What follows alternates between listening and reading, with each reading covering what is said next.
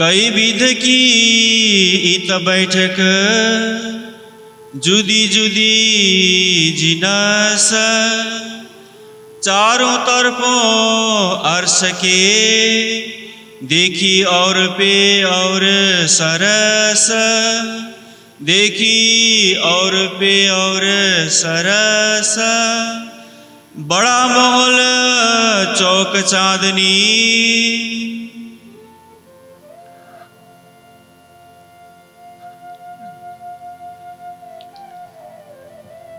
प्राणेश्वर अक्षरातीत ने अपने इस परिक्रमा ग्रंथ में हमारी सुरता को परम धाम ले जाने के लिए अपने हृदय का खजाना खोल दिया है। यह परिक्रमा ग्रंथ इलाही दुल्हन कहलाती है। इलाही दुल्हन का तात्पर्य क्या है? अखंड दुल्हन।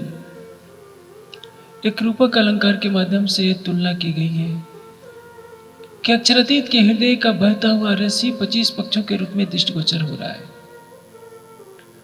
और उन 25 पक्षों में ज्ञान के द्वारा हम चिंतन में लाए जो चर्चनी कहलाती है और प्रेम के द्वारा अपनी अंतर्दृष्टि से 25 पक्षों की शोभा में डूब जाए ये चितवनी कहलाती है। किसी न किसी रूप में परम धाम के 25 पक्षों में खोए रहना ही परिक्रमा है, बातिनी परिक्रमा। जाहिरी परिक्रमा पैरों से की जाती है।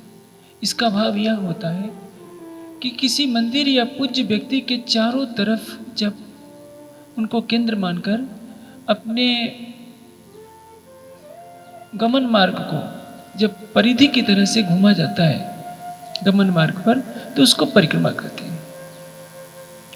इस ग्रंथ को परिक्रमा इसलिए कहा गया कि किसी न किसी रूप से हम 25 पक्षों की शोभा और लीला से स्वयं को जोड़े रखें। जब परिक्रमा ग्रंथ की टीका हुई थी तो उस समय आपने सुना था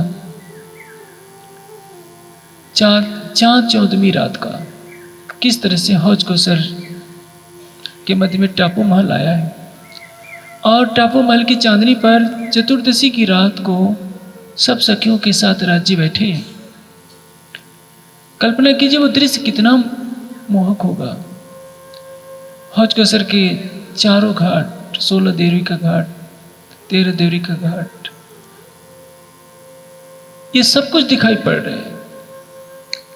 यमुना जी का जल किस तरह से 16 देवरी के घाट से होकर के हौज कौसर में समा रहा है और यमुना जी कोई जल नहीं है।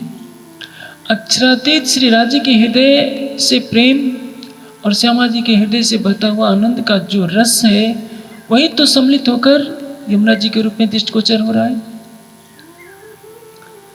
न जाने कितने अनंत पेड़ पौधे होंगे इस संसार में जिनकी गणना नहीं की जा सकती। परम धाम में केवल 7 घाटों की कल्पना हमारे मन की 7 वृत्तियों को दर्शाने के लिए है कि जिस झूठी दुनिया में आए हैं हमारे मन की 7 वृत्तियां होती हैं। उन 7 वृत्तियों के आधार पर हम परम धाम में विचरण करें। अब प्रसंग चल रहा है, पूर्णिमासी की रात है। राज्य सब सुंदर साथ के साथ रंगमहल के नवभूम के ऊपर जो 10वीं आकाशी है उस पर सबको लेकर के बैठे, सिंहासन पर युगल स्वरूप बैठे हैं और उनके चारों ओर घेर कर सब सुंदर साथ बैठे हैं कुर्सियों पर या जैसे भी, कोई टहल रहा है, कोई कुछ कर रहा है। पूर्णमासी का चंद्रमा सिर के ऊपर आ चुका है। चंद्रमा को सौंदर्य का प्रतीक मानते हैं। चंद्रमा अतिशय सुंदर है, उसकी किरणें शीतलता बिखेर रही है। इस कालमय के ब्रह्मांड में हर कवि ने चंद्रमा के सौंदर्य पर मुग्ध होकर काव्यों की रचना की। चंद्रमा कवियों को जितना प्यारा लगता है विरहणियों के लिए उतना दुखदायी लगता है। उस चकोर से पूछिए जो एकटक होकर के चंद्रमा की तरफ देखता रहता है। तभी तो रहीमदास जी भी मुग्ध होकर कहते हैं कि ऐ मेरे मन तू चकोर बन जा और कृष्ण जी की ओर देखा कर, क्योंकि रहीमदास जी कृष्ण जी के भक्त थे। एक माया के झूठे चंद्रमा ने हर कवि को अपनी तरफ आकर्षित किया है, लेकिन किसी को यह नहीं मालूम कि इस चंद्रमा पर कितने बड़े बड़े गड्ढे हैं। सूर्य का प्रकाश चंद्रमा से होकर गुजरता है तो ये सुनहले रंग का चंद्रमा सबको मोहित कर लेता है। आप सोचिए, परम धाम की आत्माओं को रिझाने के लिए राज्य के दिल ने ही चंद्रमा का रूप धारण किया हुआ है। यह चंद्रमा कालमाया का चंद्रमा नहीं है। यह चंद्रमा है जिसमें प्रेम है, सौंदर्य है, असीम आनंद है, शांति है, और तो और अक्षरातीत से अपने हृदय की अभिन्नता को भी जोड़े हुए है। जैसे सखियों का दिल है, जैसे सखियां राज्य को रिझा रही हैं, चंद्रमा भी सखियों के सिर के ऊपर आ चुका है, शीतल किरणें बिखेर रहा है, क्योंकि वो नूरी चंद्रमा है। उस चंद्रमा को इस दुनिया के दृश्य नहीं देखना चाहिए कि कोई प्रकाश फैलाने वाला चंद्रमा है। परम धाम के कण कण में तो अनंत सूर्यों का प्रकाश है। वहाँ किसी सूर्य और चंद्रमा की आवश्यकता नहीं है।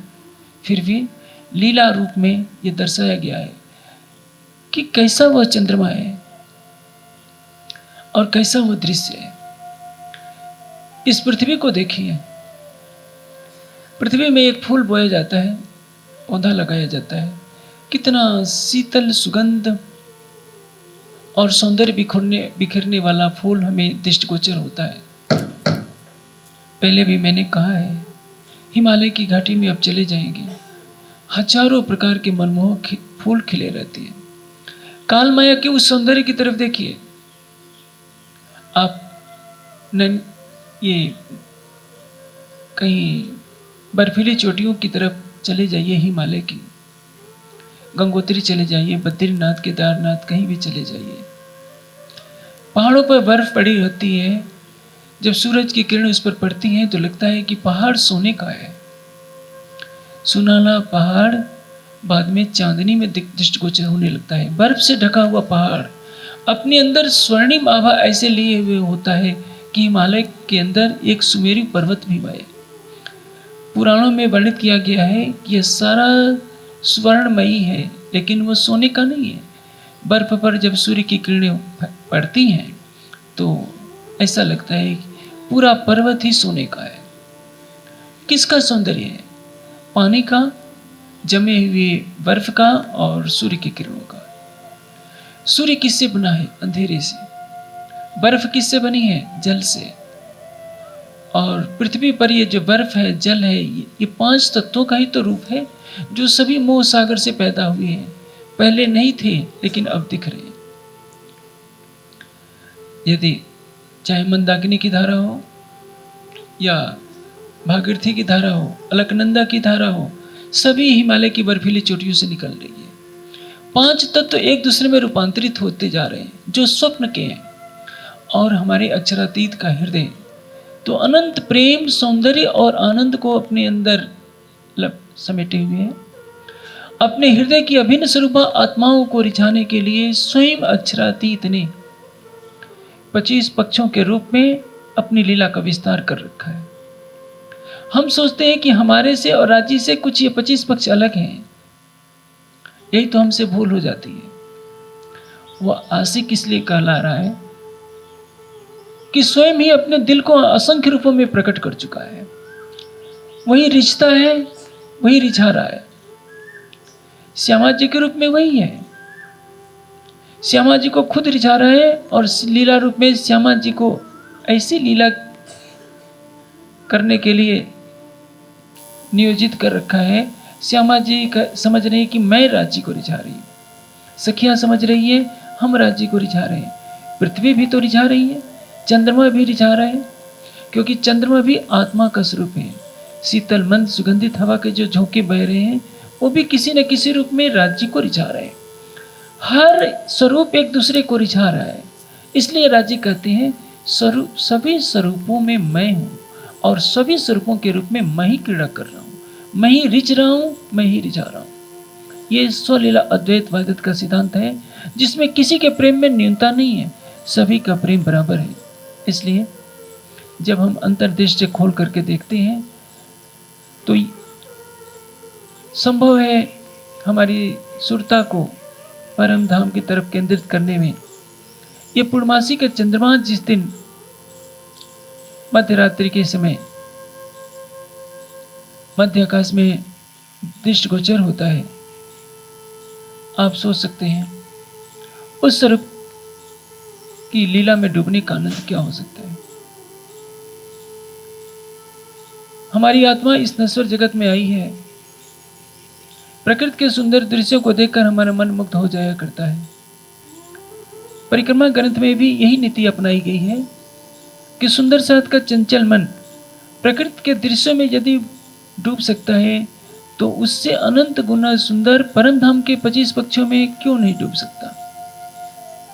जब आप यमुना जी को पार करके चांदनी चौक में प्रवेश करते हैं तो उस समय की कल्पना कीजिए जब लाल और हरे रंग के वृक्षों से लाल और हरे रंग की अनंत किरणें पूरे आकाश में फैल रही हो, सामने रंग महल जगमगा रहा है,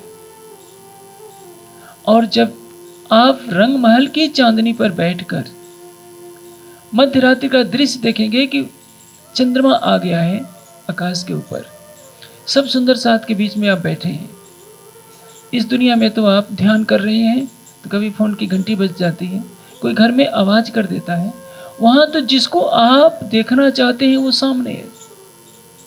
छठे दिन की लीला में भी हमारे लिए ये सुनहला अवसर है कि जिन्होंने बाहर से अपनी आंखें बंद कर ली, अपनी सुरता को धाम धनी के चरणों में सौंप दिया, उनको लगेगा कि हम परम धाम में ही हैं। यदि आप इस लीला की चितवनी कीजिए कि पूर्णमासी का चंद्रमा जब उगा हुआ हो और हम रंगमहल की चांदनी पर बैठकर राज्य की शोभा में डूब जाएं, उस समय राज्य से वार्ता करने का, राज्य को देखने का, अपनी उनकी बात को सुनने का कितना आनंद हो सकता है, आप सहज में ही अनुमान कर सकते हैं। इसलिए तो यह किताब इलाही दुल्हन कहलाती है कि परम धाम की यह अखंड निधि हमें एहसास करा रही है कि परम धाम की आत्माओं, तुम भी इलाही दुल्हन हो। हमें इलाही दुल्हन अखंड अर्धांगिनी के रूप में संसार के सामने प्रस्तुत करने वाली यह वाणी, यह परिक्रमा किताब स्वयं इलाही दुल्हन कहलाती है। और यदि हमें इस संसार में बैठे बैठे धनी की शोभा को आत्मसात करना है तो 25 पक्षों की उस अलौकिक शोभा में डूबना पड़ेगा जो परिक्रमा ग्रंथ में दर्शाए गए। जैसा कि मैंने अभी कहा, चांदनी चौक से गुजरते हुए रंग महल की सीढ़ियां आप जब चढ़ने का प्रयास करते हैं तो उस शोभा को आप किन शब्दों में वर्णित करेंगे कि दोनों वृक्षों से अनंत तेजोमयी किरणें उठ रही हैं। जब रंग महल की चांदनी पर बैठकर आप एक तरफ देखेंगे कि पुखराज से अनंत स्वर्णिम आभा चारों तरफ उठती जा रही है। नूर के आकाश में नूरी पुखराज की स्वर्णिम आभा का सौंदर्य कितना होगा, यह आपकी बुद्धि इसका आकलन नहीं कर सकती है। यदि आप दक्षिण दिशा की तरफ नजर करते हैं तो आप सोचिए, मानिक पहाड़ से लाल रंग की जो आभा निकल रही है उसका सौंदर्य कैसा होगा। जब आप इस झूठी दुनिया में उगते हुए सूरज की लालिमा को देखकर मुक्त हो जाते हैं, आप समुद्र की चौपाटी पर चले जाइए। बंबई की चौपाटी बहुत प्रसिद्ध है। उगते सूरज को, डूबते सूरज को देखने के लिए लोगों की भीड़ लग जाया करती है।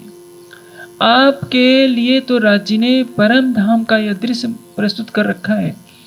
चांदनी चौक से होते हुए रंग महल की सीढ़ियां चढ़कर आप चले जाइए नवभूम 10वीं आकाशी पर। 10वीं आकाशी पर उस समय जब राज्य के साथ आप बैठे हों, परम धाम के 25 पक्षों का अवलोकन कीजिए।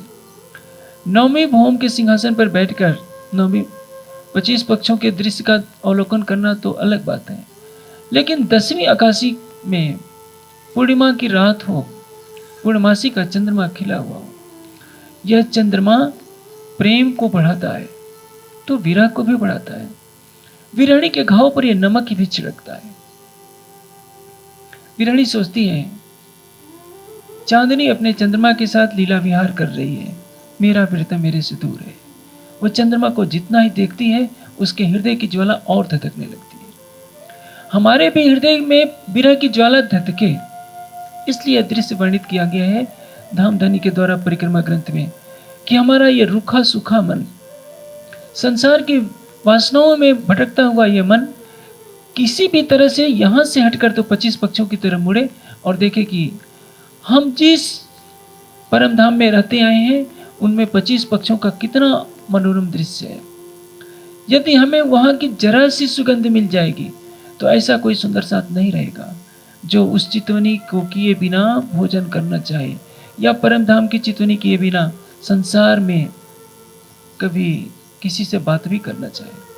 हमने तो अपनी अखंड संपदा को अब तक खोए रखा है। अब वही सुनहला अवसर है कि हम तारतमवाणी में गोते लगाकर परम धाम के एक एक पक्ष में घूमें। राज्य के दिल में जैसे ही हम विचरण करेंगे 25 पक्ष भी हमें दृष्टिगोचर होने लगेंगे। कितना रहस्य है, एक छोटे से जीव के मन में सारी सृष्टि समाई हुई है। संत वाणी भी पुकार पुकार कर कहती है, मन में सृष्टि समाये। हम यह तो मान लेते हैं कि मन में सारी सृष्टि काल माया की समाई हुई है, लेकिन हमारी आत्मा के धाम हृदय में सारा परम धाम समाया है, यह हम नहीं जानते। हमें नक्शे से समझाया जाता है किसी तरह से हमारे निष्ठुर जीव को प्रबोध देने के लिए, लेकिन जिस क्षण हमारी अंतर्दृष्टि खुल जाएगी हमें अपनी आत्मा के धाम हृदय में ही 25 पक्षों का दृश्य दिखाई देने लगेगा। श्रृंगार के दूसरे प्रकरण में यह बात विस्तार से समझाई गई है। किस प्रकार जब आत्मा का दिल धनी का अर्श हो जाता है तो उसके अंदर मानिक पहाड़ के हिंडोले भी दिखने लगते हैं, हौज कसर के चारों घाट दिखने लगते हैं, यमुना जी के सातों घाट दिखाई देते हैं, पुखराज की सारी दृश्यावली, चाहे पश्चिम की घाटी हो चाहे उत्तर की घाटी हो, सभी घाटियाँ पुखराज के सारे 5 पेड़ दिखाई देने लगती हैं। पश्चिम के जौकान, फूलबाग, नूरबाग सब दिखाई देने लगते हैं।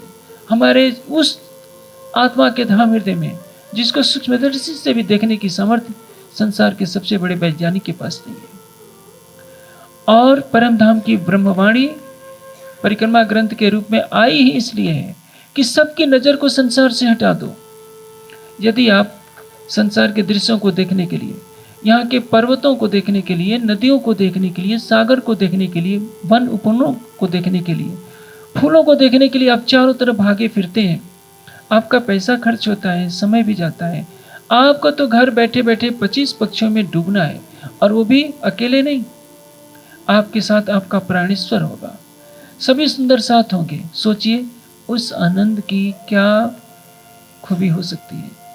अब पहले रास ग्रंथ में भी आपने पढ़ा है किस तरह से जब रास की लीला हो रही है आकाश से चंद्रमा नीचे उतर आता है, सखियों को देखता है, क्योंकि काल माया का वह चंद्रमा नहीं है, वह तो योग माया का चंद्रमा है जो नूरी है, चेतन है। जब रास के अंदर का चंद्रमा सखियों की राज्य के साथ होने वाली प्रेममयी लीला को देखकर मुक्त हो सकता है तो वो तो परम धाम का चंद्रमा है। जैसे सखियां राज्य को रिझा रही हैं, राज्य से बातें कर रही हैं, वो परम धाम का नूरी चंद्रमा भी सखियों से बातें कर रहा है, राज्य से बातें कर रहा है, क्योंकि हर वस्तु चेतन है। धरती राज्य से बातें कर रही है, तभी तो श्यामा जी जब चरण कमल अपने रखती हैं तो सोचती हैं कि यह धरती प्रेम में मेरे से कहीं बाजी न मार जाए, क्योंकि यह धरती भी तो मुझ युगल स्वरूप को रिझा रही है। धरती सोचती है कि मैं इतना कोमल हो जाऊं कि श्यामा जी के पैरों को आनंद दूं। राज्य भी चरण कमल रखते हैं तो धरती फूल से भी करोड़ों गुना कोमल, फूल से भी अनंत गुना सुंदर बन जाती है। हर कण रिझा रहा है। राज्य के गले में आई हुई हार राज्य के वक्षस्थल पर प्रेम का रस स्वादन कर रहे हैं। श्यामा जी के गले में लिपटे हुए हार एक ब्रह्मात्मा के रूप में श्यामा जी को आनंदित कर रहे हैं। इसलिए हर कण रिझा रहा है एक दूसरे को, होड़ मची हुई है। हमारा प्रेम सर्वोपरि होना चाहिए। प्रेम और समर्पण तो क्या समर्पण शब्द तो परम धाम में हो ही नहीं सकता, क्योंकि कौन किसको समर्पण करेगा, सभी तो अपने ही स्वरूप। समर्पण दूसरे को किया जाता है अपने अहं को मिटाने के लिए। हाँ, दूसरे स्वरूप में जब अपने स्वरूप की छाया दिखे, उससे अभिन्नता दिखे, तो समर्पण की भाषा कही जाती है। अध्यात्म की पहली कक्षा है सर्वस्व समर्पण, अहं का विसर्जन। यहां से आप अध्यात्म की चोटी पर आप पहुंच सकते हैं। खिलवत में तो प्रवेश ही कराया गया है इन्हीं दो चीजों के साथ। स्वयं को राज्य को सौंप दीजिए, अपना दिल राज्य को दे दीजिए और अपने अहं को भूल जाइए, तो आप खिलवत में प्रवेश करते हैं। तब आप परम धाम के 25 पक्षों में घूमने के अधिकारी बनते हैं। इसलिए परिक्रमा ग्रंथ की पहली चौपाई इससे शुरू होती है, अब कहूँ रे इश्क की बात, इश्क शब्दातीत साक्षात, जो कदी आवे मिने सब, तो 14 तवक्को करे रत। मैं वही बात बता रहा था, किस तरह से रंगमहल की 10वीं आकाशी पर जब आप बैठेंगे राज्य के साथ, चंद्रमा आकाश में छिटक रहा होगा, नूर की चांदनी फैला रहा होगा। राज्य के मुखारविंद को एकटक देखिए, जैसे आप मूल मिलावे में देखते हैं। उनके नेत्रों को देखिए, उनके गालों को देखिए, होठों को देखिए, कानों को देखिए। कानों में कुंडल किस तरह से जगमगा रहे हैं और राज्य के दोनों गालों पर वो प्रतिबिंबित भी हो रहे हैं। आंखों की भौहें, माथा, घुघराले बाल, मुस्कुराते मुख, दांतों की पंक्तियां, ठुड्डी और ऊपर के होठों और नासिका के बीच की आई हुई उस मनोहर जगह को देखिए। उनके हृदय कमल को देखिए, गले की सुंदरता को देखिए। इससे बड़ा आनंद इस दुनिया में क्या हो सकता है। सृष्टि को बनाने वाला नारायण भी यह सोच रहा होगा कि कदाचित ये ज्ञान मुझे भी मिल जाता, तो मैं सारी सृष्टि की व्यवस्था छोड़कर कुछ पल उधर अपनी सुरता कर लेता, तो मैं भी धन धन हो जाता। लेकिन हम ही तो संसार के सबसे बड़े बदनसीब हैं। परम धाम का खजाना अक्षरातीत ने, धामधनी ने हमारे लिए उड़े रखा है, लेकिन हम पर संसार का सबसे अधिक बोझ है। सारे ब्रह्मांड का उत्तरदायित्व जैसे हमने अपने सिर पर लाद रखा है। बहाने गढ़ा करते हैं, क्या करें, समय नहीं मिल पा रहा है इस समय की चितवनी का। अब सुनिए वह दृश्य परिक्रमा के 25 पक्षों में आपको घुमाया जा रहा है। रंगमहल की 10वीं आकाशी का दृश्य है, जिसमें आपके सिर के ऊपर चंद्रमा आ चुका है। चांद पूरन रैया छिटक, वह पूर्णमासी का चंद्रमा छिटक रहा है। योग माया के चंद्रमा का वर्णन करते करते जब सुखदेव जी केवल इतना बोलते हैं, अखंड मंडलम रमान नाभम वनम च तत्कोमल गोभ रंजितम जगौ कलम वाम दृश्यम मनोहरम। शायद इस श्लोक की टीका में सभी विद्वानों ने अपनी ऊर्जा लगा रखी। दृष्ट्वा कुमुद वनंतम वनम अखंड मंडलम रमाम नाभम, इसके वर्णन में सबने अपना मस्तिष्क लगाया है। और यही 2 श्लोक हैं। तो पहला श्लोक जो शुरू होता है, भगवान अपिता रात्रि से शरद उत्फुल्ल मल्लिका विक्षरन्तु मनः चक्रे योग मायाम उपाश्रिता दृष्ट्वा कुमुद वनंतम अखंड मंडलम रमान नाभम वनम च तत्कोमल गोविरंजितम जगौ कलम वाम दृशा मनोहर। पूर्णमासी का चंद्रमा कैसे खिला हुआ है, चमेली के फूल चारों तरफ दृष्टिगोचर हो रहे हैं। और ऐसे समय में रास बिहारी ने प्रेम को बढ़ाने वाली बांसुरी की मधुर तान छेड़ी। यहाँ तक वर्णन बस होता है। सखियां विरह में तन छोड़ करके जा रही हैं, परीक्षित प्रश्न पूछ देते हैं और उनका ध्यान टूट जाने से वर्णन समाप्त हो जाता है। इसके बाद का जो वर्णन किया गया है वो बुद्धि बल की देन है, जो उसके द्वारा वर्णन नहीं है।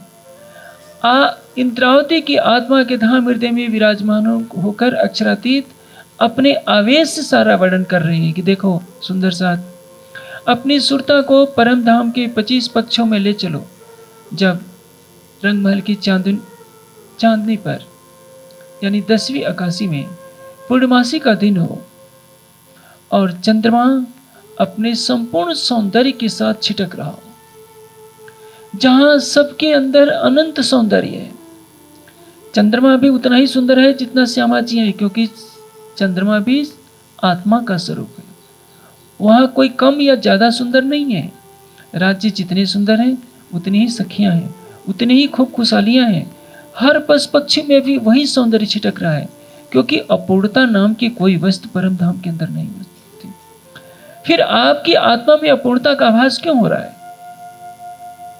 आप यह क्यों सोच रहे हैं कि आप पापी हैं?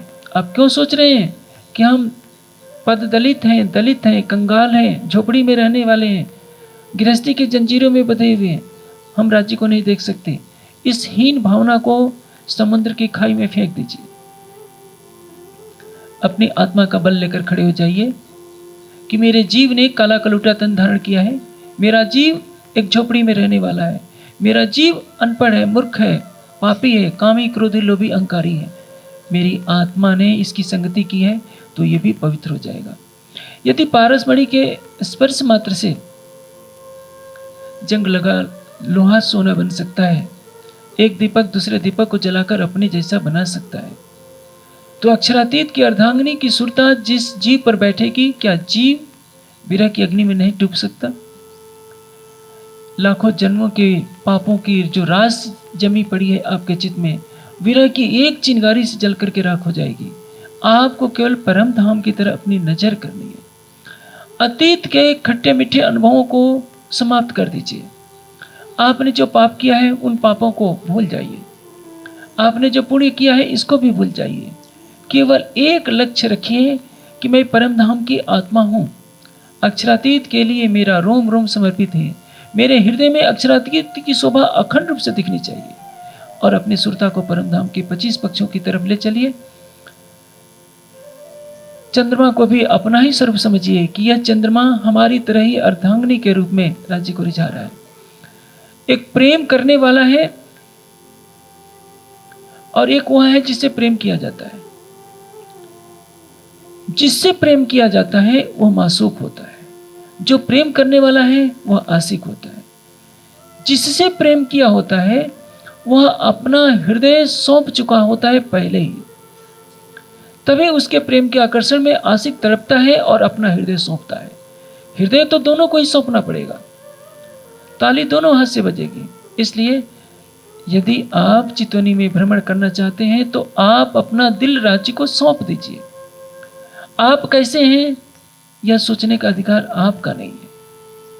चक्रवर्ती सम्राट से यदि एक गांव की ग्रामीण की कन्या ब्याही जाती है तो उसको यह सोचने का अधिकार नहीं होता कि तू एक गरीब की लड़की है।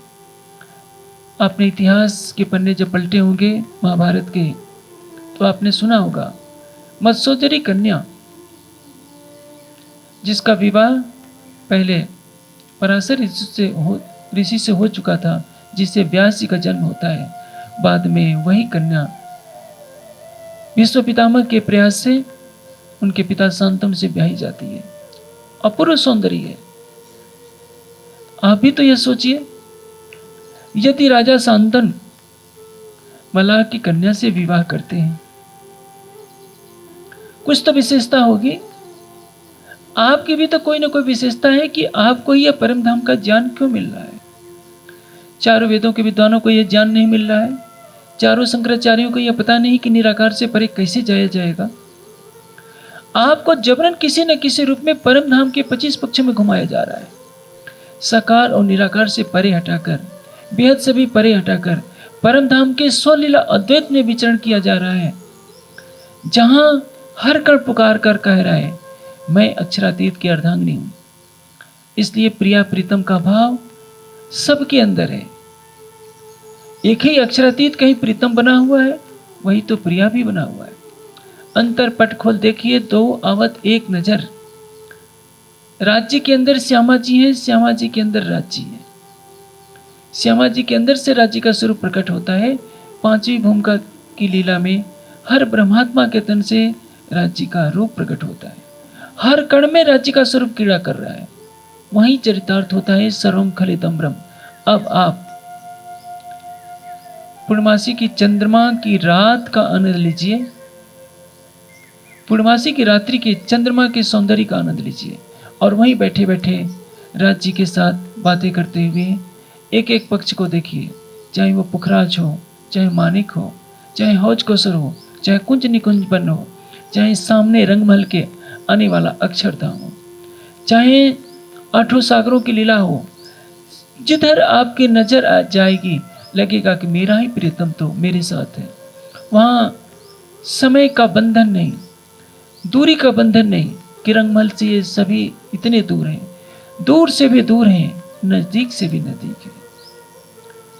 हमने वेदों में केवल पढ़ा दूरात सुधरे तद यह अंत के जा, पर ब्रह्म इतना निकट है कि मनुष्य की बुद्धि कल्पना नहीं कर सकती, इतना दूर है कि अनंत ब्रह्मांडों की दूरी से भी वो परे है। ये तो ग्रंथों में एक आभास दिया गया था, आज ब्रह्मवाणी के द्वारा हम प्रत्यक्ष देखते हैं कि जब हमारी सुरता परम धाम के 25 पक्षों में विचरण करने लगेगी तो हमसे रंगमहल से अनंत कोस परम धाम के एक हाथ में यहाँ के करोड़ों अरबों खरबों कोस आ जाते हैं। परम धाम कितना लंबा चौड़ा है इसका आकलन हमारी बुद्धि नहीं कर सकती, इसलिए तो कहा है इंतहाए नहीं अर्श भूम का, सब चीजों नहीं शुमार। परम धाम कितना लंबा चौड़ा है आज तक संसार में कोई न हुआ है न होगा जो इसकी माप बता सके। बेहद में जो भी है वो भी इसकी माप नहीं बता सकता।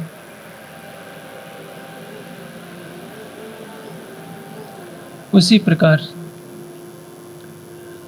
अक्षरातीत के हृदय के प्रेम को, उनके अनंत सौंदर्य को, 25 पक्षों की अनंत शोभा को मापने के लिए हमारी बुद्धि में, मस्तिष्क में सामर्थ्य नहीं है। न संसार के किसी यंत्र में सामर्थ्य है, न किसी गणितज्ञ में इतनी सामर्थ्य है कि वो गणित के बल पर माप कर सके मैं परम धाम की लंबाई चौड़ाई बता दूं। यह तो अनंत को सीमित दायरे में समेटा जा रहा है। उसी तरह से जो अनंत आनंद हो सकता है पूर्णिमासी की रात में राज्य के साथ 10वीं आकाशी पर लीला करने का, उसकी एक हल्की सी झलक दी जा रही है।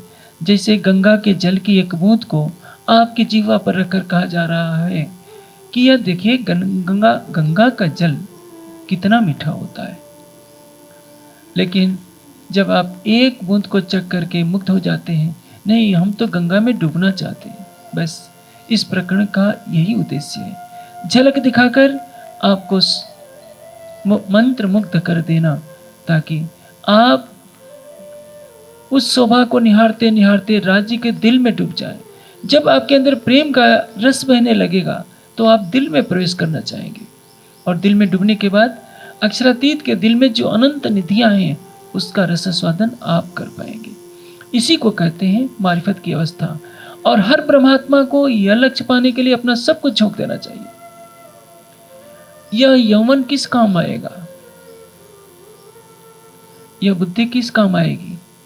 परिक्रमा सागर श्रृंगार में जो अनंत सुख हमारे लिए रखा है, यदि उसको हम प्राप्त नहीं कर पाए तो इसलिए हम उस सुख को स्वयं लूटें और सारी दुनिया के लिए दरवाजा खोल दें कि संसार के प्राणियों,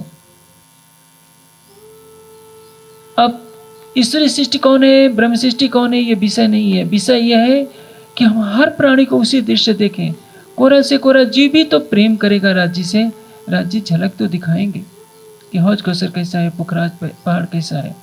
हम चर्चनी को इतना सरल बना दें कि अनपढ़ से अनपढ़ आदमी भी 25 पक्षों में विहार करने के लिए समर्थ हो जाए। सारी जटिलताओं को हटा दें, चितवनी के सारे बंधनों को हम खोल दें। इसी में हमारी गरिमा होगी कि हमने इसको एक संप्रदाय की वस्तु बनाए नहीं रखा, बल्कि सारी मानवता के लिए इसके लिए दरवाजा खोल दिया, क्योंकि ब्रह्मांड तो इसके लिए तरस रहा था। और हमारे हाथों में यह संपदा आई तो हमने उसको मंदिरों की केवल वस्तु बना दिया, मंदिरों की चार दीवारी को कभी लांघने ही नहीं दिया, अपनी निजी संपत्ति समझ करके बैठ गए। और इसी संकीर्णता के कारण हमारा हृदय भी संकीर्ण होता रहा, हमारा संप्रदाय भी एक छोटे से संकीर्ण दायरे में बंद कर रह गया। रात बीच सिर आवत। जब आधी रात हो जाती है तो सिर के ऊपर आ जाता है। प्रेम की लीला में चंद्रमा सोचता है, जब सखियां राजी के साथ बैठकर बातें कर रही है तो मेरा अधिकार क्यों नहीं है। ऐसा लगता है कि आकाश से उतरकर वो बिल्कुल पास आ गया है। यह प्रेम की लीला का विहार है। जब राजी तीसरी भूमिका पर खड़े होकर सबको दर्शन देते हैं तो यमुना जी का जल भी उछलने लगता है कि पशु पक्षी दर्शन पा रहे हैं, मैं उछलकर क्यों नहीं दर्शन कर सकता। हवा दीदार करती है। दीदार भी तो केवल यहाँ की भाषा में समझने के लिए कहा जा रहा है। परम धाम का हर कण अहरनिश 24 घंटे राज्य का दीदार करता रहता है। ऐसा मत सोचिए कि पांचवी भूमिका में राज्य श्यामा जी और सखियों के साथ कक्ष में बंद हो जाते हैं तो 25 पक्ष के सारे प्राणी खूब खुशहालियां राज्य के दर्शन से प्रेम से वंचित हो जाते हैं। वाणी में तो नहीं लिखा है, मेरी अंतरात्मा की आवाज है। जो भूमिका पांचवी भूमिका में लीला होती है, जहाँ तक मेरी छोटी बुद्धि की समझ है, यह लीला खूब खुशहालियों के साथ भी होनी चाहिए। वो अनाथनी है क्या? क्या उस लीला वहदत में उनका अधिकार नहीं? हर पशु पक्षी को आभास होना चाहिए कि राज्य हमारे साथ है। आपके मन में प्रश्न खड़ा होगा कि वहां तो सिंह भी हैं, हाथी भी हैं, भालू भी हैं, वो तो पुल्लिंग है, उनके साथ राज्य कैसी लीला करेंगे? मैंने पहले ही आपको कहा कि जो समर्पण करता है वह मासूक है। पहले जिसने अपना दिल लुटा दिया वो मासूक बन जाता है और उसके प्रेम से जब आशिक उस पर फिदा होता है तो अपना हृदय लुटा देता है। आप तन की आकृति के आधार पर स्त्री और पुरुष का भेद करते हैं। अध्यात्म में आकृति का महत्व नहीं है, भावना का महत्व है। जो प्रेम करने के लिए अपना हृदय लुटा दे उसको कहते हैं अर्धांगिनी। समर्पण स्त्री करती है, पुरुष समर्पण नहीं करता। स्त्री का तन मन अपने पति के लिए होता है। इसलिए जो सर्वस्व समर्पण करना चाहे, अपना हृदय सबसे पहले लुटा दे, उसको कहते हैं अंगना। आप जब चितवनी में बैठिए तो आकृतियों से परे निकल जाइए, लेकिन उस माधुर्यता को धारण करने के लिए आकृति की भावना की गई है। श्यामा जी का चित्रण एक अर्धांगिनी के रूप में किया गया है। श्यामा जी के अंदर जो राज्य हैं वो क्या श्रृंगार धारण करते हैं? पुरुष किसको कहते हैं? जो सर्वत्र परम धाम में पूर्ण हो रहा हो वही पुरुष है, और उसके हृदय की जो आनंद शक्ति है वो श्यामा जी है। चंद्रमा में प्रकाश है तो उससे चांदनी शीतल है। सूर्य में तेज है, तेज में बीज किसकी है? किसका है? तेजस्विता का है। सौंदर्य में बीच में कौन है? कांति, शोभा। आपका हाथ है तो अंगुलियां भी तो स्त्रीलिंग है। सागर है तो लहरें भी हैं, लहरों से ही तो सागर की लीला का प्रकटीकरण होता है। उसी तरह से आप अंगना भाव में मत सोचिए कि हम दुनिया की स्त्री हैं। हम दुनिया की स्त्री नहीं है, हम तो परम धाम की ब्रह्मात्मा है, अक्षरातीत के अंग रूप है। तभी तो कहा है कि ब्रह्मश्रेष्ठ कहीं भेद नहीं, ब्रह्म जैसी तत्वगत। स्त्री पुरुष की भावनाओं में यदि आप खेलते रहेंगे तो संसार की भावनाएं आ भी सकती हैं। राज्य की अर्धांगिनी श्यामा जी का श्रृंगार आप कीजिए, लेकिन उस भाव में कीजिए कि हम इन सारे द्वंद्वों से परे हैं। हमारा हृदय राज्य का है, और हमारा हृदय ही क्या, हमारा रोम रोम राज्य का है। जब विरह, समर्पण और प्रेम की यह भाषा हमारा ये निष्ठुर जीव सीख जाएगा, तब माया का कोई भी बंधन उसको अपने आगोश में बांध नहीं सकता। जब कबो बैठे इतहाक।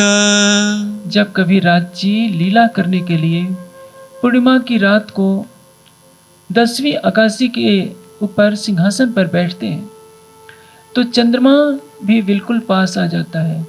राज जी, श्यामा जी, सखियां चंद्रमा को देख रहे हैं, चंद्रमा उनको देख रहा है, नूरी आकाश में सब कुछ दृष्टिगोचर हो रहा है, सब एक दूसरे को देख देख करके आनंदित हो रहे हैं। इसी को तो प्रेम कहते हैं। प्रेम में स्वयं को लुटाया जाता है। संसार में हर कोई लुटना तो चाहता है, लुटाना नहीं चाहता। यहीं से विवाद खड़ा होता है। आप अपना हृदय किसी पर लुटा दीजिए, यह मत आशा कीजिए कि वो भी आपको अपना हृदय लुटाएगा। यदि आपको किसी ब्रह्मात्मा से प्रेम है, अपना हृदय लुटा दीजिए, आप प्रेम कीजिए, लेकिन वही खाता लेकर यह मत बैठिए कि मैं प्रेम करता हूं, उसको मुझसे प्रेम नहीं है, तो संबंध टूट जाए, तब तो प्रेम कलंकित हो जाएगा। जिससे आपको प्रेम है उससे पत्थर भी मिले तो भी आपको प्रेम करना पड़ेगा, तभी आप प्रेम के सच्चे राही हो सकते हैं। आप चितवनी कर रहे हैं, राज्य नहीं आ रहे हैं, तो धैर्य क्यों खोते हैं? आपका प्राणेश्वर आपके हृदय मंदिर में रहता है, उसकी क्या शक्ति कि नहीं आए? वह तो हमको कसौटी पर खरा सिद्ध करना चाह रहा है कि कहीं भी हृदय में मालिन्य है, कालिमा है, माया की विकारों का प्रवेश है, तो इन विकारों को जला दिया जाए। अभी इसको विरह की आग में तड़पने दो। हमारे जीव को विरह की अग्नि में तड़पाने के लिए ही राज्य देरी कर रहे हैं, अन्यथा एक पल के लिए भी राज्य न कभी दूर थे, न है, न कभी हो सकेंगे, क्योंकि वह हक नजीक से हरक से आड़ूपट न द्वार। यदि राज्य दर्शन नहीं दे सकते हैं तो वह राज्य नहीं। यदि राज्य हमारे आत्मा के हृदय से दूर होते हैं तो उनको राज्य कहलाने का अधिकार नहीं, तब तो संसार के सारे ग्रंथ झूठे हो जाएंगे। ये तो कहीं ना कहीं हमको बकाया गया है कि तुम गृहस्थी हो, तुमको राज्य दर्शन नहीं दे सकते। मैं विरक्त हूं, जब हमको नहीं हो रहा है तो तुमको कैसे हो जाएगा? इन सारी बातों को डस्टबिन में डाल दीजिए। यदि आपके हृदय में ये बातें बैठी रहेंगी तो आप परम धाम के देखने के अधिकारी नहीं है, आपको ब्रह्मंगना भी कहलाने का अधिकार नहीं है। दृढ़ संकल्प, अटूट विश्वास, अटूट समर्पण, अटूट प्रेम के साथ अपने कदम बढ़ाइए। आप एक कदम बढ़ाएंगे, राज्य दर्शन देने के लिए 1000 कदम बढ़ाएंगे। केवल एक पर्दा रुका हुआ है, वो भी हमारे जीव की निष्ठुरता के कारण। मैं चाहता हूं कि हमारे समाज की अकर्मण्यता, प्रमाद, आलस्य प्रशांत महासागर की गहराई में डुबो दी जाए। जब तक ये चीजें रहेगी, हमारा समाज कभी भी आगे नहीं बढ़ सकेगा, न कभी जागनी हो सकेगी। और ऐसे विचारों को हमेशा के लिए जमींदोज कर देना चाहिए जो समाज को अकर्मण्य बनाते हैं कि अक्षरातीत का दर्शन नहीं हो सकता। यदि अक्षरातीत का दर्शन नहीं हो सकता तो इस ब्रह्मवाणी को सिंहासन से हटा दीजिए, कोई जरूरत नहीं है पूजने की। जब ब्रह्मवाणी की आप पूजा कर रहे हैं और ब्रह्मवाणी कहती है कि लाओ प्यार करो दीदार, तो आप किस अधिकार से कहते हैं कि राज्य का दर्शन नहीं हो सकता? आपको यह अधिकार किसने दिया है कि सारे समाज को ये कह दो कि राज्य का दर्शन ही नहीं हो सकता? यदि वह दर्शन ही नहीं दे सकता तो देवचंद जी के सामने बार बार क्यों आता है? हफ्से में इंद्रावती जी के सामने क्यों आता है? श्री जी के चर्चा करने पर बंगला जी दरबार में बार बार सबको दर्शन क्यों देता है? आज छठे दिन की लीला में इस दुष्प्रचार को क्यों बल दिया जा रहा है? जिनके हृदय में 25 पक्षों की शोभा बसनी चाहिए, उनके हाथ में लकड़ी की माला पकड़ा दी जाती है कि दुनिया के भक्तों की तरह जपते रहो। क्या नौधा भक्ति करने के लिए हमने तारतम लिया है? नौधा भक्ति के बंधनों में बंधने के लिए हम परमात्मा कला रहे हैं। इसलिए अब तक जो भूले हुई उन सारे भूलों को दृढ़ संकल्प के साथ हमें हटाना होगा। अब रंगमहल की 10वीं आकाशी पर होने वाली उस दिव्य लीला के आनंद में खो जाइए और चारों तरफ देखिए अपने प्राणेश्वर के साथ, चाहे पुखराज हो, मानिक पहाड़ हो या हौज कोसर हो, आगे उसका वर्णन आ रहा है। अर्श आए लाग्या आकाशे, आकाश भी ऐसा लगता है कि बहुत पास हो गया है।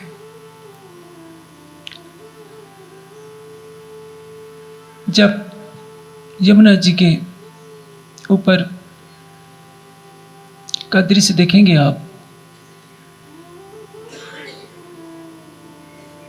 यमुना जी की लहरों में आपका रंगमहल प्रतिबिंबित होता है तो लगता है कि रंगमहल आकाश में दिखाई दे रहा है। उसी तरह से आपका रंगमहल कितनी अलौकिक शोभा के साथ लगेगा कि आकाश में भी दिखाई दे रहा है। क्योंकि परम धाम की हर वस्तु चेतन है, हर वस्तु राज्य से प्रेम कर रही होती है, हर वस्तु दूर से भी दूर है और नजदीक से भी नजदीक। ऐसा तो परम धाम है। यदि राज्य सागरों की लीला में गए हों, पशु पक्षी हौज कौसर की तरफ हों या मानिक पहाड़ की उस तरफ हों, वो भी दौड़ करके वहां जाते हैं। आप जानते हैं मानिक पहाड़ का लेवल जमीन के लेवल के बराबर हो जाता है, पता ही नहीं लगता कि मानिक पहाड़ है। उनके और धनी के बीच में कोई दूरी नहीं रह जाती। पुखराज पहाड़ बिल्कुल जमीन पर चिपक जाएगा कि ब्रह्मात्माएं आ रही हैं, ब्रह्मात्माएं तो राज्य के साथ चली जाएंगी। पशु पक्षियों की राह में भी पुखराज बाधक नहीं बनता, क्योंकि पुखराज भी समझ लीजिए एक ब्रह्मांगना है, पशु पक्षी भी ब्रह्मांगना है, हर कण भी ब्रह्मांगना है। सारा परम धाम ही तो राज्य का आशिक है, सारा परम धाम ही तो रिझा रहा है कि हम राज्य को कितना रिझाएं। हमारी ऊंचाई कभी किसी पशु पक्षी के राज्य के पास पहुंचने में बाधक न हो। पशु पक्षी भी राज्य को कभी अपने से दूर अनुभव नहीं करते। वो तो लीला में कहा जा रहा है, प्रेम की लीला को दर्शाने के लिए कहा जा रहा है कि आज राज्य सागरों की लीला में गए हैं तो हम दौड़कर वहां पहुंच जाए। ऐसा न समझिए कि पशु पक्षी दूर है। दूर से दूर जो लग रहा है वो सबसे पास है, क्योंकि सबके हृदय में वही राज्य क्रीड़ा कर रहे हैं, सबके मन मंदिर में वही बसे हैं और सबको अपने अंदर बसाए हुए हैं। धने इनो के कारणे स्वरूप धरे कई करोड़, करोड़ों रूप धारण करके राज्य सबके साथ हैं हर पल, तभी तो वो परम धाम है। इस खेल में भी उन्होंने कभी हमारा हाथ नहीं छोड़ा है। एक पल के लिए भी राज्य हमसे कभी अलग नहीं हो सकते हैं। हमने ही दूरी बनाई हुई है कि आंखें बंद करते हैं, राज्य आ नहीं रहे हैं, राज्य आ नहीं रहे हैं, क्योंकि अभी चितवनी तो आपके जीव के दिल से हो रही है। आपके जीव के दिल ने अपने मन में संसार को बसा रखा है, इसलिए संसार के दिल से सामने आने लगते हैं। हम तरह तरह के विचारों में खोने लगते हैं। बिजनेस की बातें, नौकरी की बातें, पढ़ाई की बातें, संगी संबंधियों की बातें हमारे मन में घूमने लगती हैं। हम बाहर के संसार से आंखें बंद करते हैं तो हमारे जीव के अंदर की आंखें आंतरिक संसार को प्रकट करती हैं, जो लाखों जन्मों से हमारे चित्त में बसा हुआ है। विरह की भट्टी में जब ये जल जाएगा तो आपकी आत्मा में प्रेम का रस प्रवाहित होगा और तब आपको संसार नहीं दिखाई देगा। आपकी आत्मा तब परम धाम के 25 पक्षों में विचरण कर रही होगी। उठिया जोत अपनी ले, उठिया जोत अपनी ले। अब रंग महल ऐसा लगता है कि आकाश में दिख रहा है, आकाश भी लगता है कि कहीं दूर नहीं है। आकाश इस दुनिया का जो होता है नीली आभा लिए हुए होता है, लेकिन सच पूछा जाए तो काल माया का जो आकाश है इसका रंग काला होता है। यदि आप आकाश में अंतरिक्ष यान से बहुत ऊंचाई पर पहुंच जाएं, चारों ओर काला काला दिखाई देगा, यह नीला आकाश नहीं दिखाई देगा। लेकिन परम धाम का आकाश नूरी आकाश है। परम धाम के नूरी आकाश में सर्वत्र राज्य ही राज्य दिखाई देंगे। ऐसा हमारा परम धाम का आकाश है, ऐसा हमारा चंद्रमा है। लग रहा है आकाश भी नीचा होता जा रहा है, चंद्रमा भी नीचा होता जा रहा है और हमारा रंगमहल ऊपर होता जा रहा है। सब एक दूसरे से प्रेम कर रहे हैं। कोई ऐसा नहीं कोई अकड़ होकर के बैठा है कि मेरे पास तुम होकर आ जाओ। सब एक दूसरे से प्रेम कर रहे हैं। अरे इस झूठी दुनिया में देखिए, नदी भाग रही है सागर की तरफ, मुझे सागर से मिलना है। सागर अपने लहरों को लहराता जा रहा है। सूर्य है, गतिशील है अपनी धुरी पर। चंद्रमा आकाश में भ्रमण कर रहा है। इस झूठे संसार से भी तो हमें कुछ सीखना होगा। एक एटम के अंदर एक मोलेकुल्स होता है। मैं परमाणु इसलिए नहीं कह रहा हूं क्योंकि इसका अनुवाद गलत हुआ है। अभी ध्यान इस पर भटकाने का नहीं है, मैं केवल संकेत कर रहा हूं। एक एटम के अंदर हिग्स बोसोन है, न्यूट्रिनो है, इलेक्ट्रॉनों है, प्रोटीनों है, सभी गति कर रहे हैं। एक एटम प्रकाश के वेग से 3 लाख किलोमीटर प्रति सेकंड के वेग से कंपन कर रहा है।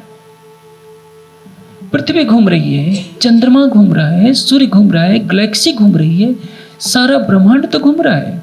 कोई भी कण स्थिर नहीं है। कहीं ना कहीं नारायण की सत्ता को, अक्षर की सत्ता को इस ब्रह्मांड के सारे घूमते हुए कण दिखाई दे रहे हैं, दर्शा रहे हैं। जिस क्षण यह गति बंद हो जाएगी उसी क्षण प्रलय हो जाएगा। उसी तरह से परम धाम का हर कण एक दूसरे से प्रेम कर रहा है और हर कण के रूप में राज्य ही समाये हुए हैं। हर कण में वही लीला कर रहे हैं। इसलिए हमें द्वैत की भावना को हमेशा के लिए समाप्त कर देना होगा। हम ब्रह्मांगना का भाव लें, उन्हीं भावों में स्वयं को डुबोएं तो चितवनी का काम बहुत सरल हो जाएगा। मैंने बार बार कहा है, अपनी दीनहीन ग्रंथियों को समाप्त कर दीजिए। दास कहलाना बंद कर दीजिए। राज्य से कटोरे लेकर भीख मांगना भी बंद कर दीजिए। मन्नतें मांगना बंद कर दीजिए। नारियल चढ़ाना बंद कर दीजिए। आप अपने प्रेम का अधिकार लीजिए। फिर देखिए, आपका प्राणेश्वर, आपका सर्वस्व आपके हृदय मंदिर में मुस्कुराता हुआ युगल स्वरूप के साथ प्रत्यक्ष नजर आएगा। आप अपनी आत्मा के धाम हृदय में 25 पक्षों की शोभा को देख रहे होंगे।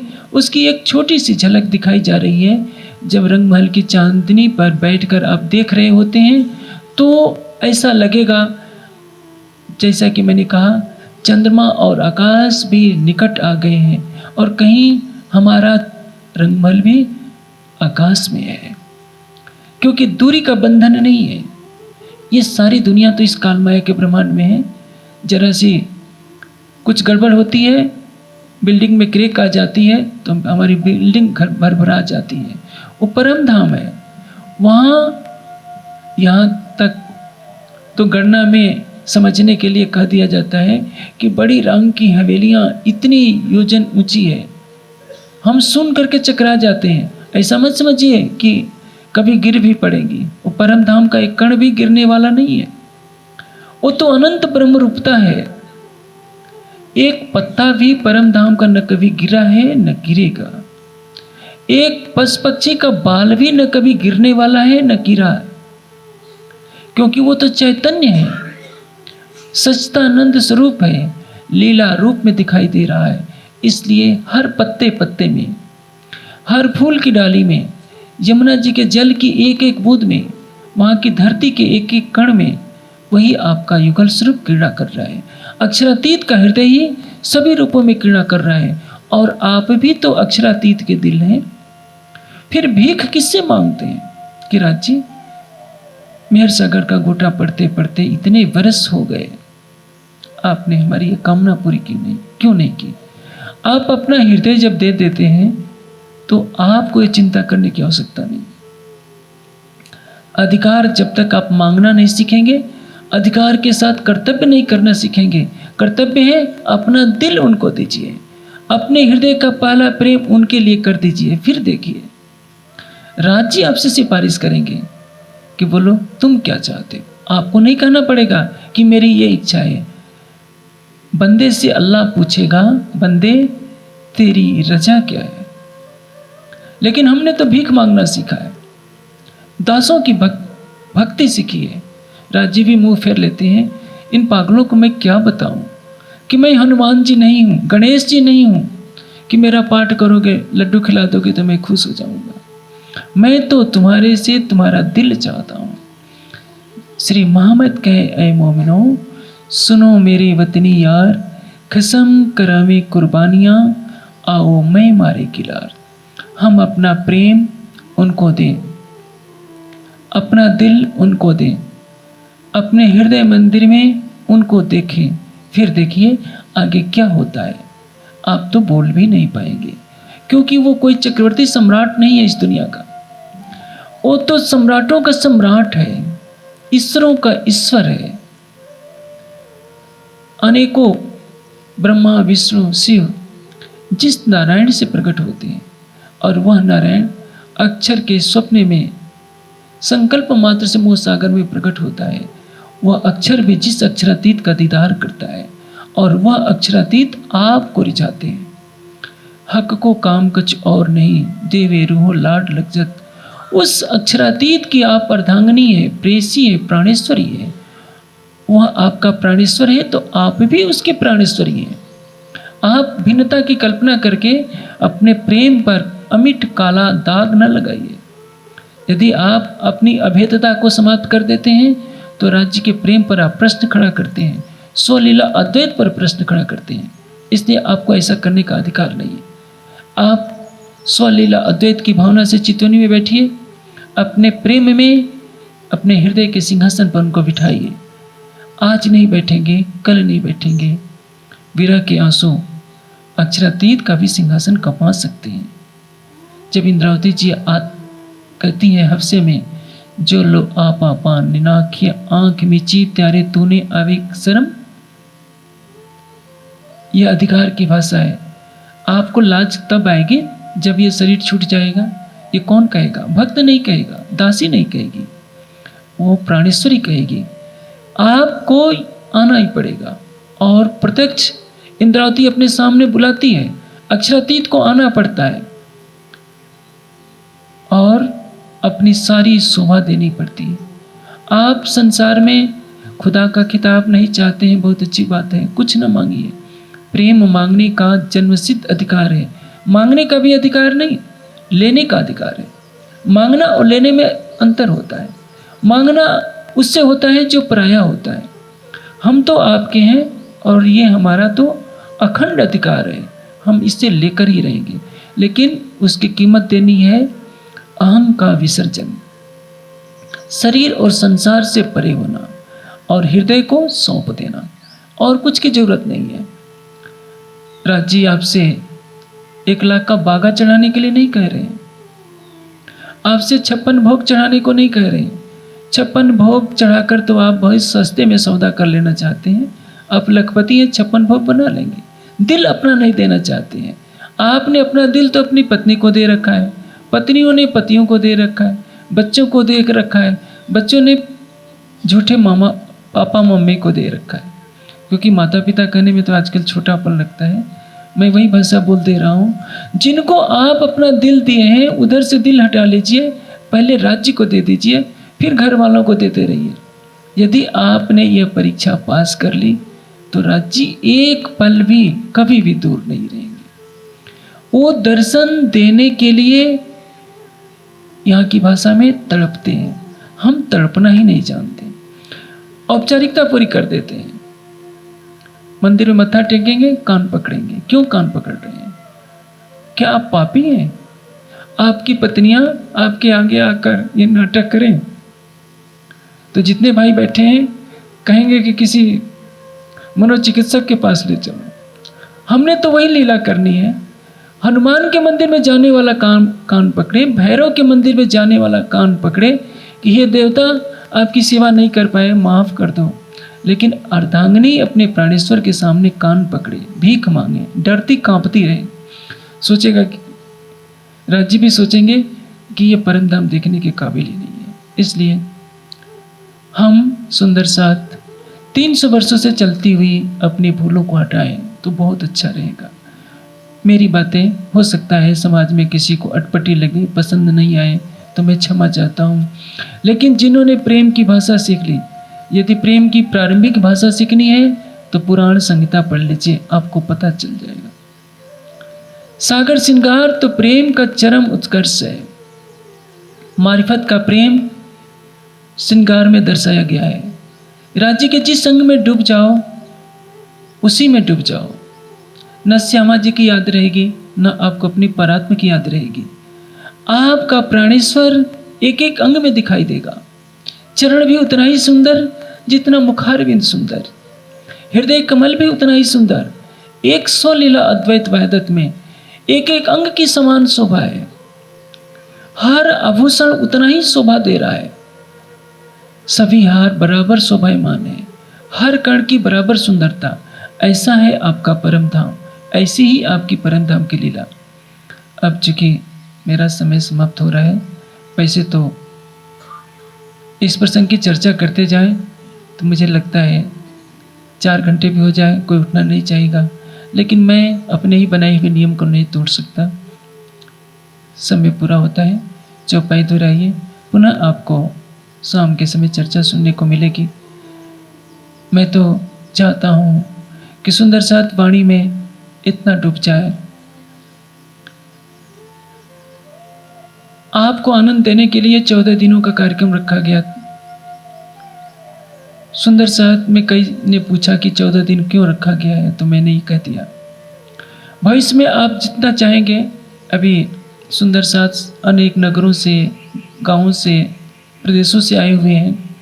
समय लगाकर दोपहर के भोजन के बाद एक एक नगर का, एक एक क्षेत्र का प्रतिनिधि मेरे कमरे में आकर अपनी राय दे सकता है, यह निर्णय करने के लिए कि भविष्य में वार्षिकोत्सव किस समय मनाया जाए। अब अप्रैल में या पहली मई से शुरू किया जाए, क्योंकि अप्रैल में सबके पेपर प्रायः समाप्त हो जाते हैं। कितने दिन का रखा जाए, 5 दिन का रखा जाए या 7 दिन का रखा जाए? 5 दिन से तो कम नहीं हो सकता, बढ़ाया जा सकता है। सुंदर साथ की जितनी इच्छा होगी, क्योंकि यहाँ संसाधन है, कमी नहीं है। 14 दिन करने पर भी, जहाँ तक मैं समझता हूँ, ज्ञानपीठ ने पूरे देश में कभी किसी को रसोई के लिए नहीं कहा, कोई सेवा नहीं मांगी। यदि समाज इच्छा करेगा तो इससे भी ज़्यादा समय तक रखा जा सकता है। मैं ये नहीं जानता सुंदर साथ पर आर्थिक बोझ न पड़े, इसलिए देश के अलग अलग भागों में जगह जगह कार्यक्रम करने पड़ते हैं। भविष्य में वार्षिकोत्सव कितने दिन का मनाया जाए, किस समय मनाया जाए, क्योंकि पहले सितंबर अक्टूबर में, प्रायः नवंबर में वार्षिकोत्सव हुआ करता था। सुंदर साथ की सुविधा को ध्यान में रखकर इसको गर्मी में किया गया, ताकि सभी सुंदर साथ अधिक से अधिक संख्या में आ सकें। अपने अपने आप विचार मुझे दीजिएगा, फिर सब सुंदर साथ ट्रस्ट के सदस्य मिलकर ये निर्णय करेंगे कि अगले साल से वार्षिकोत्सव किस माह में रखा जाए और कितने दिनों का रखा जाए, कौन सी तारीख से रखा जाए। अब चौपाई दुरे। बड़ा मोहल चौक चांदनी,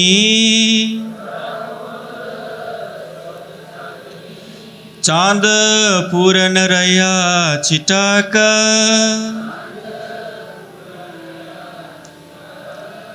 रात बीच सिर आवत, जब कबू बैठे इतहाक, जब कबू बैठे इतहाक। बोलो श्री प्राणनाथ प्यारे की, श्री सद्गुरु महाराज की प्रणाम।